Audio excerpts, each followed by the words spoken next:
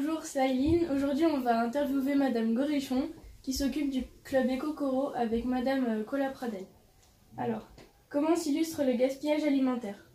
Alors, le gaspillage alimentaire s'illustre par le fait de jeter des aliments en grande quantité.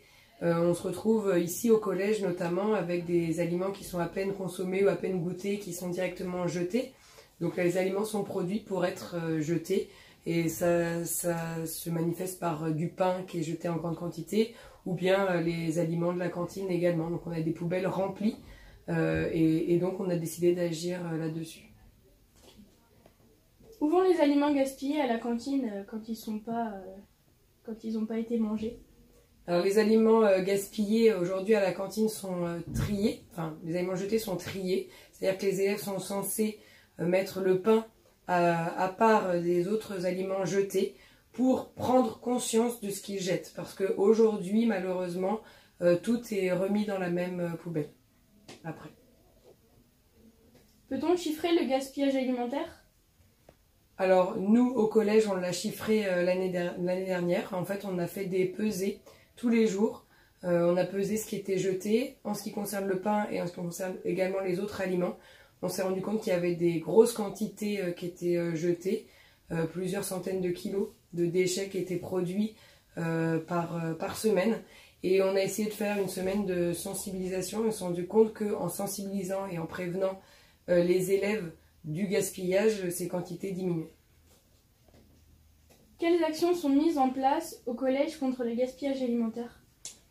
Alors cette année, on va profiter de la semaine européenne pour la diminution des déchets pour remettre en place des actions pour limiter le gaspillage alimentaire.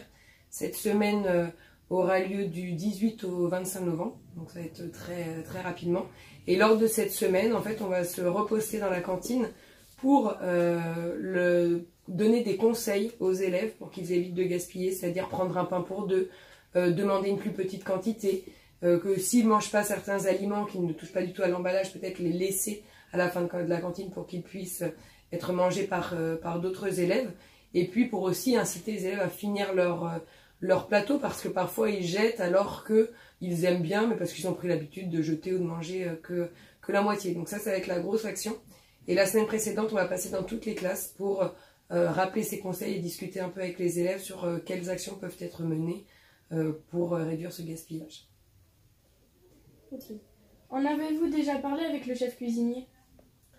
Alors oui, on en a parlé l'année dernière lors des comités de pilotage pour le label Éco-École que l'on a obtenu l'année dernière. Le chef cuisinier était présent, ou alors certains qui travaillent également dans la restauration scolaire. On en a discuté un peu, c'est un petit peu compliqué encore parce qu'il y a des règles à respecter, notamment de quantité d'aliments à distribuer aux élèves. Donc il va falloir qu'on retravaille ensemble là-dessus, parce que nous on aimerait en fait que le chef cuisinier, sans ne rien donner du tout, mais puisse adapter la quantité aux élèves. Par exemple, un élève qui n'aime pas trop les haricots verts puisse demander une petite quantité plutôt que d'en prendre une grande quantité et tout jeter. Donc il faut qu'on essaye de trouver une solution ensemble. Pour l'instant, l'année dernière, on ne l'avait pas trouvé. Et on lui a également demandé d'avoir du pain coupé en tranches plutôt que des petits pains, ce qui permet que les élèves prennent une tranche et viennent se resservir s'ils ont besoin de pain. On pense que ça limiterait le gaspillage de pain. Ok, merci. De rien.